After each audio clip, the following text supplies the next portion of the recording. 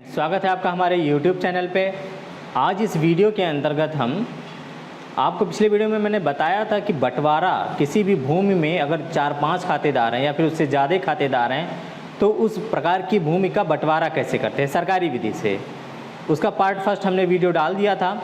आज मैं part second बताने वाला हूँ कि इस विधि में जो है प्रक्रिया कैसे की जाती है, इसमें टेबल कैसे बनाया जाता है और व्यक्तियों का, जैसे कि आपके 10 हैं, 15 हैं, 20 हैं, इनको गाटा कैसे विभाजित किया जाता है, इनको किस प्रकार कलर के माध्यम से चिन्हित किया जाता है। तो आप जो है यहाँ दे सकते हैं आरसी प्रपत्र 5, ठीक है। हम आज जो है धारा 116, ठीक है, जो विभाजन का है, इसी के अंतर्गत जो है आरसी प्रपत्र 5 के बारे में बात कर रहे हैं। ये प्रोफार्मा है, ठीक है, जिसमें 5 आपके कॉलम दिए हैं, 1, 2, 3, 4, 5 कॉलम दिए हैं। इन पाँचों में जो है हमें जो विभाजित करना है गाटा संख्या, उसी के बारे में पूरा लिखना है, ठीक है।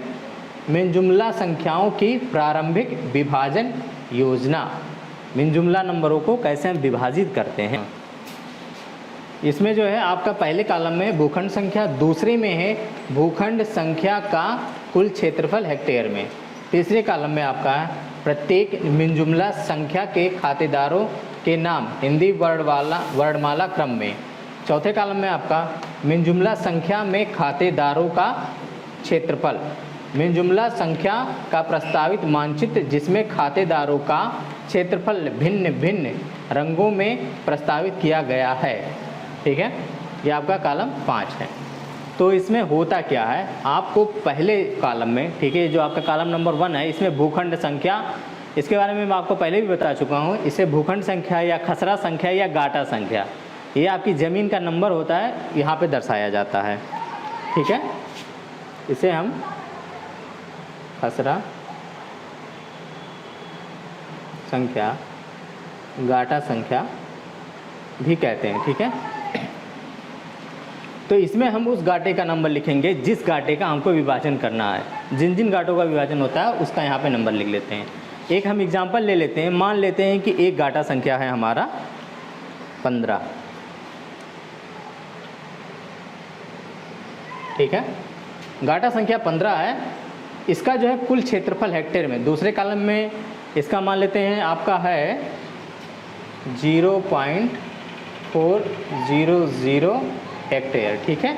ये हेक्टेयर में हमने लिख दिया है, ये 4 बार 0 लिखा जाता है, ठीक है। अब इसमें जो है प्रत्येक मिन जुमला संख्या के खातेदारों के नाम हिंदी वर्णमाला क्रम में, यहाँ पे जो है आपका हिंदी वर्णमाला क्रम का, खा, गा, घा, इसी प्रकार के वर्णमाला क्रम में आपको यहाँ पे नाम लिखना है, ठीक है। इसमें स्वर भी आ जाता है, अ, आ, इ। तो यहाँ पे हम नाम लिख लेते हैं कि जितने लोग इस गाटे में बतौर भूमिधर जो है काबिज हैं, हम नाम ले लेते हैं। पहला हम नाम लेते हैं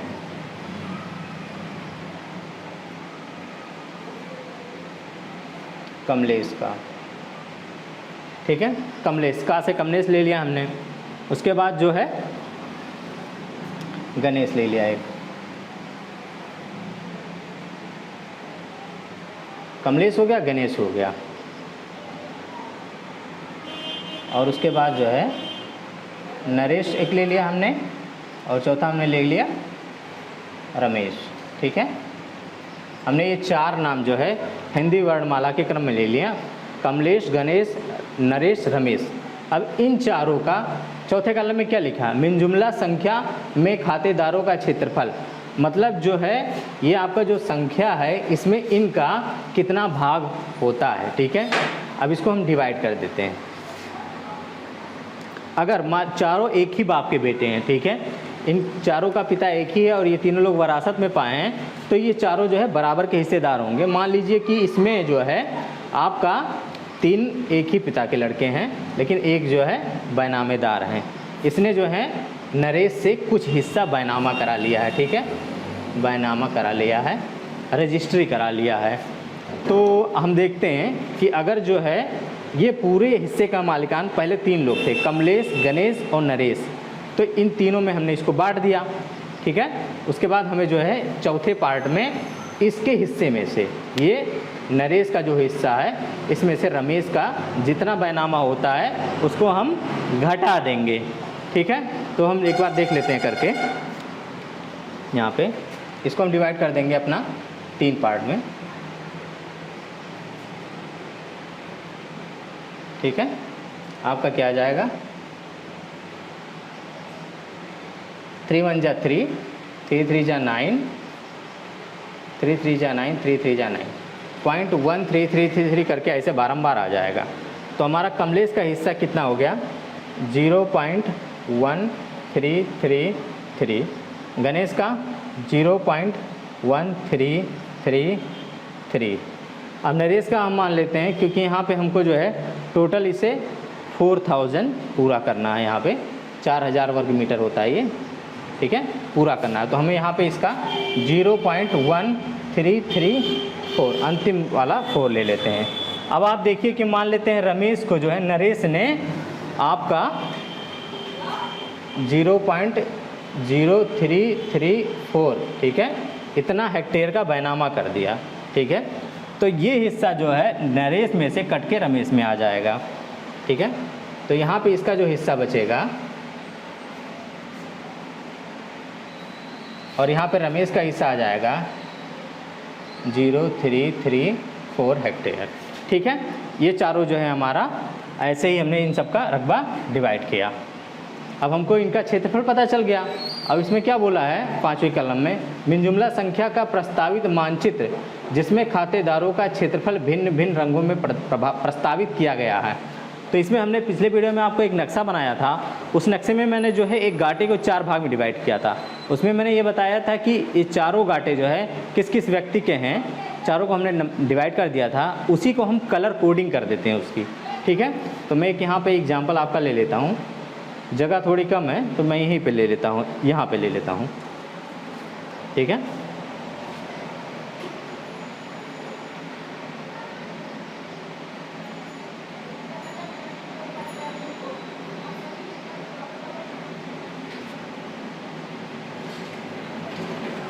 ठीक है, इसमें जो है हम रकबे के हिसाब से गाटे को जो है 4 भाग में डिवाइड कर देते हैं। ठीक है, तो पहला जो है हमारा ये कमलेश का हो गया, दूसरा ये हमारा हो जाएगा गणेश का, तीसरा हमारा ये हो गया नरेश का, और ये हमारा जो हो गया रमेश का। ठीक है, रमेश जिसने बैनामा कराया है। अब इसको जो है हम कलर करते हैं। ठीक है, अलग अलग कलर से हम कलर कर देते हैं, जो हम प्रस्तावित नक्शा ये हम मानचित्र पेश करते हैं उसी में। ठीक है, अलग अलग कलर से कलर करते हैं। हमारे पास कलर नहीं है तो मैं ऐसे ही आपको एक सांकेतिक जो है कलर कर दे रहा हूँ। ठीक है,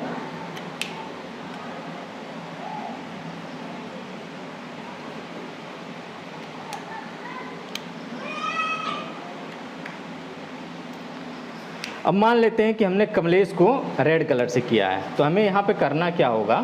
ठीक है,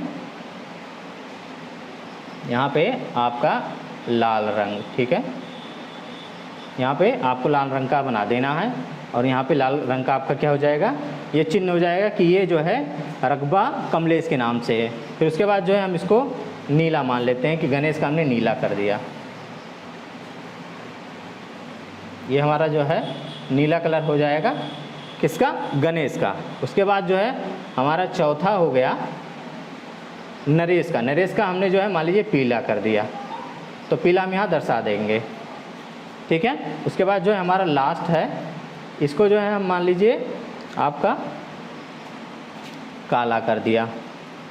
ठीक है, कुछ भी कलर ले सकते हैं। तो हमने जो है इसको दर्शा दिया लाल, नीला, पीला, काला। इन चारों से ये स्पष्ट हो जाएगा नक्शे को देख करके कि कौन सा व्यक्ति नक्शे में, ठीक है, भू नक्शा में कहाँ विद्यमान है, उसके बगल में कौन है। इस प्रकार हम जो है सांकेतिक भाषा में उसको डिवाइड करते हैं। जो नक्शा हमारा जो है नक्शा कुर्रा बनता है उसी के आधार पे। तो इस प्रकार हमने देख लिया कि किसी भी गाटे को हमने जो है कैसे डिवाइड कर दिया। अब इसमें एक बात और देख लीजिए आप, ये जो क्षेत्रफल है 0.1333, 0.133, 0.140, 0.0334 इन गांठों के साथ ये 15 है ना आपका, तो इस 15 गांठे का हम 4 भाग में डिवाइड कर देते हैं। ये गांठा है तो इसका उप गांठा बना देते हैं। अब इस गांठा कुछ भी हो सकता है, ठीक है, उप गांठा, इसे हम 15 का दे दें, ये हो गया 15 खा, इसे 15 गा और ये 15 घा, ठीक है। इस प्रकार हम नाम दे देते हैं कि 15 का ये है, खा ये है, गा ये है और घा ये है। इसके अलावा जो है आप नंबरिंग इसकी जो है 15/1, 15/2, 15/3, 15/4 इस प्रकार भी नंबरिंग इसकी कर सकते हैं। तो इससे हमारा जो है हर गांठे को जो है हम एक अलग अलग पार्ट में डिवाइड कर देते हैं। पूरा गांठा 4 पार्ट में डिवाइड हो गया है। और इसी प्रकार जो है हम नीचे टेबल में बढ़ते जाते हैं, ठीक है। नीचे हम जाएंगे, मान लीजिए कोई और गांठा आ गया, जैसे ये जो चारों खातेदार हैं 15 के अलावा 20 में भी हैं, ठीक है, 20 में भी खातेदार हैं, तो उनका भी सेम तरीके से जो है हमारा आपको इसमें नक्शे में ये जो टेबल है इसमें दर्शाना पड़ेगा। 20 नंबर गांठे का कुल क्षेत्रफल, उसमें खातेदारों के नाम पूरा, फिर उसके जितने खातेदार हैं उनका रकबा। ये रकबा अलग हो सकता है, अगर यहाँ पे आपका चेंज होगा, मान लीजिए यहाँ पे 0.600 है, 6000, ठीक है, 0.6 हेक्टेयर, तो इस केसेस में यहाँ पे रकबा चेंज हो जाएगा। उसी प्रकार जो है उस गांठे का नक्शा भी, जैसे ये तो आपका हो गया 15 गांठे का, ठीक है, गांठा संख्या 15, खसरा संख्या 15, भूखंड संख्या 15, कुछ भी कहिए आप। तो इसी प्रकार हमें जो है गांठा संख्या 20 का भी एक नक्शा बनाना पड़ेगा, उसमें भी हमें जो है कलर कोडिंग करनी पड़ेगी। लेकिन इसमें कलर कोडिंग जो है आप यही रखिएगा, जैसे लाल हमने अगर कमलेश को चूज कर लिया है तो हम दूसरे गांठे में भी अगर उसके नाम से दर्शा रहे हैं रकबा, तो हमें कमलेश को लाल से दर्शाना चाहिए। इस तरह ईजी हो जाता है किसी भी व्यक्ति को जो है उसके कलर से आइडेंटिफाई करना, गांठे के कलर से, कि वो व्यक्ति कहाँ का बीज है और वो किसकी चौहद्दी क्या है, ठीक है। चौहद्दी का मतलब होता है कि उसके जो गांठा है, ठीक है, जहाँ वो व्यक्ति विद्यमान है उसके पूर्व में क्या है, पश्चिम में क्या है, उत्तर में क्या है और दक्षिण में कौन है। इसी प्रकार जो है हम उस गांठे का लोकेशन प्राप्त कर लेते हैं। तो दोस्तों जो है इसमें अगर आपको कोई प्रॉब्लम्स होती हैं, कोई दिक्कत है, तो आप जो है कमेंट करिएगा। और जो है इसका जो है फर्स्ट पार्ट मैं नीचे लिंक में दे दूंगा, आप उसको देख लीजिएगा, आपको समझ में आ जाएगा किसी भी सरकारी ज़मीन, किसी भी ज़मीन का बंटवारा सरकारी विधि से कैसे किया जा सकता है। इसके साथ साथ खसरा कैसे बनाते हैं, ठीक है, खतौनी क्या होती है, वरासत की प्रक्रिया, और उसके बाद जो है आप किसी भी ज़मीन की पैमाइश धारा 24 के अंतर्गत कैसे कराते हैं, इन सब का वीडियो का लिंक डिस्क्रिप्शन में दे दूँगा। उसके अलावा आप हमारे चैनल पर जा करके इस वीडियो को देख सकते हैं, ठीक है दोस्तों। अगर कोई आपको प्रॉब्लम्स आती है तो आप ज़रूर बताइएगा। और आपको एक और सूचना देना चाहता हूं, मैं जल्द ही जो है लाइव आने वाला हूं। इसमें जो है मैं आपकी प्रॉब्लम्स को लाइव सॉल्व करूंगा। आप जो बताएंगे उसके सॉल्यूशंस मैं बताऊंगा कि उस प्रॉब्लम्स को कैसे आप टैकल कर सकते हैं, उसको कैसे सॉल्व कर सकते हैं। तो आप जो है मेरे पोस्ट को देखिएगा, मैं जल्द ही उसमें पोस्ट डालूंगा कि मैं किस समय लाइव आऊँगा। धन्यवाद दोस्तों। हमारे चैनल को लाइक कीजिए, सब्सक्राइब कीजिए और शेयर करिएगा।